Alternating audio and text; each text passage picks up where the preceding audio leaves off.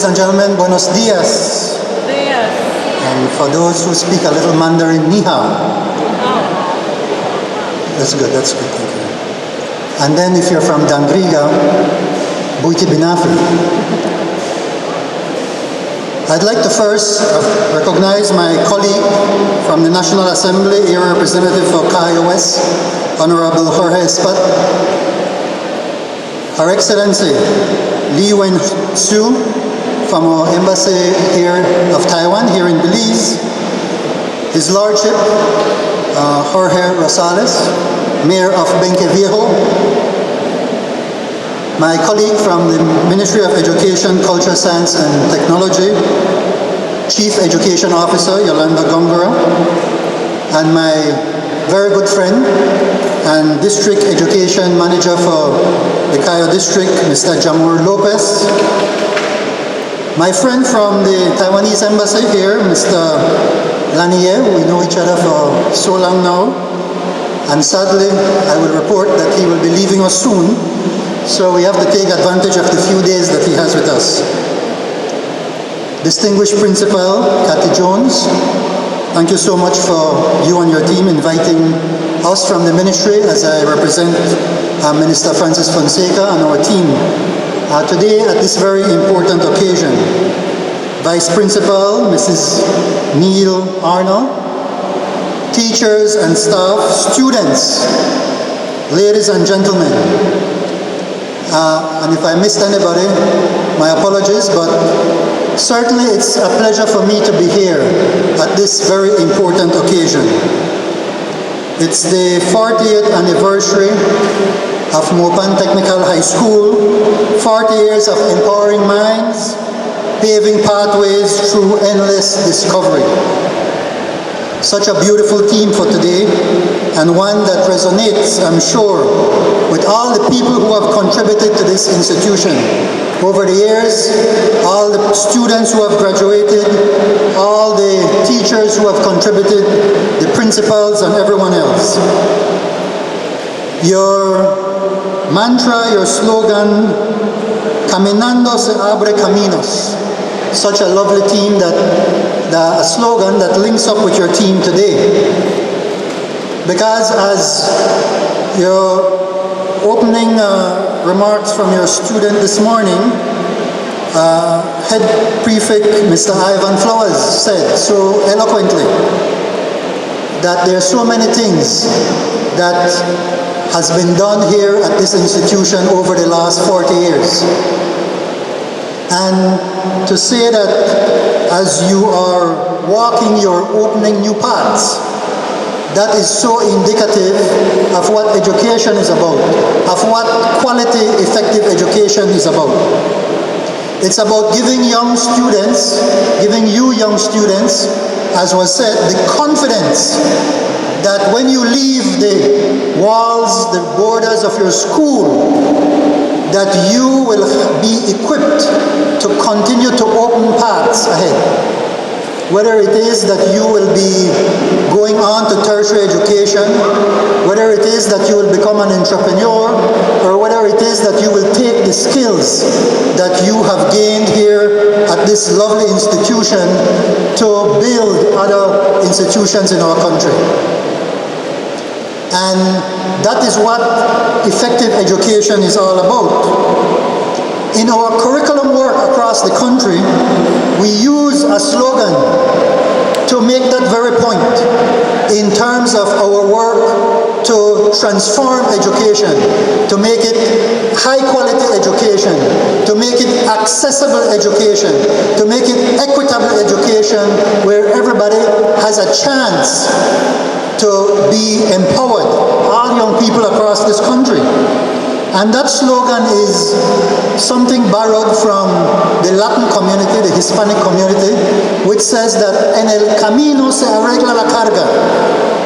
Now, that means that you see, when something is already prescribed for you, then you are almost robotic in what you do. That's not the kind of education we want, the kind that makes you follow certain rigorous rules and steps that you are so intimidated when you leave your institution that you cannot contribute.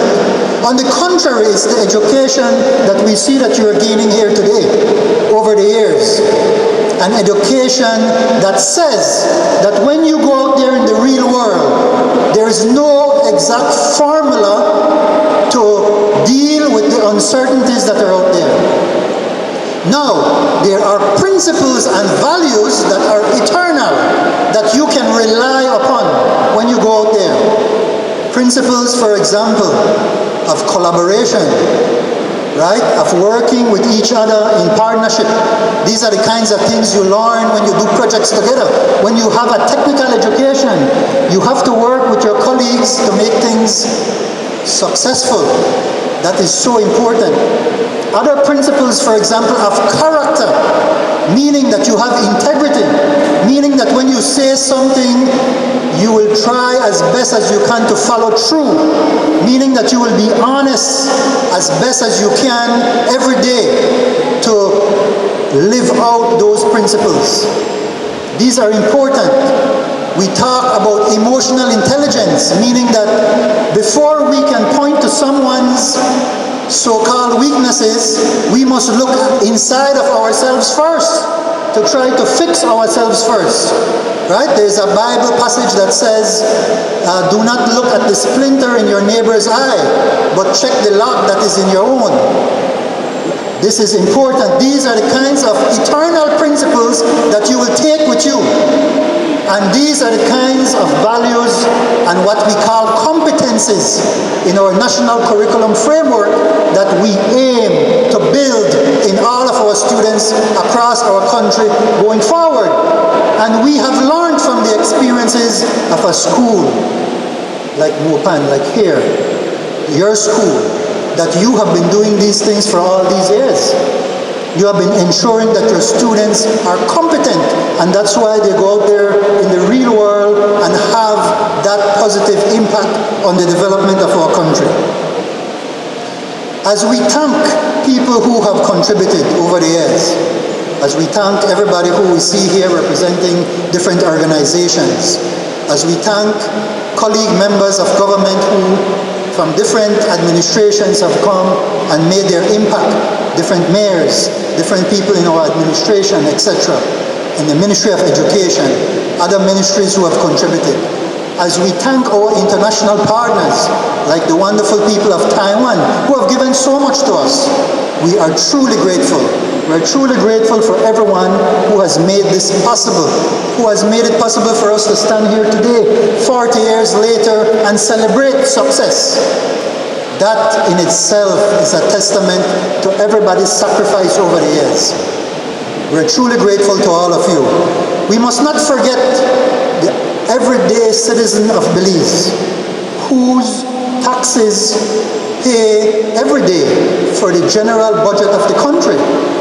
And it is that budget that is used to pay salaries of teachers across the country, our wonderful police, the superintendent and our corporal and our officers that are here representing the police department.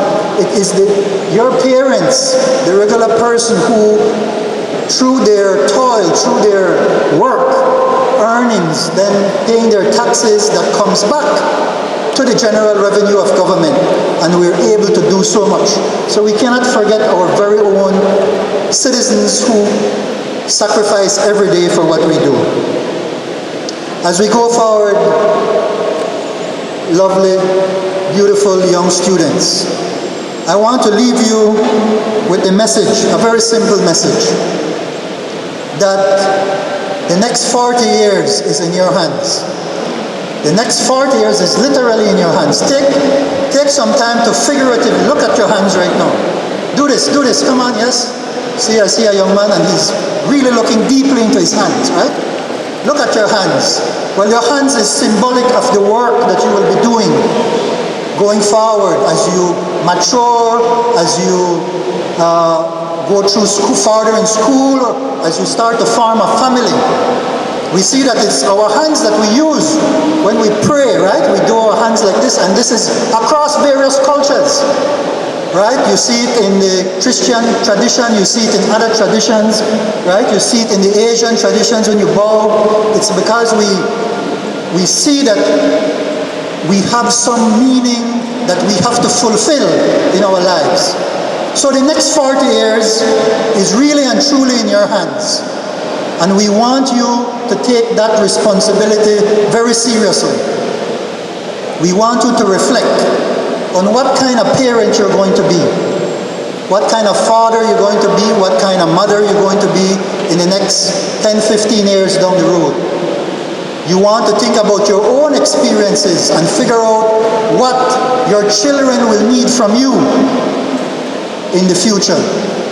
And you want to remember the sacrifice of your teachers, of your principals here, who have done such a wonderful job to give you the greatest opportunity that you can get. And then, I want you to dream big. I want you to see yourself as a leader in whatever area you're going to be working in. As a person that will go into the society and will not be satisfied with what we see there.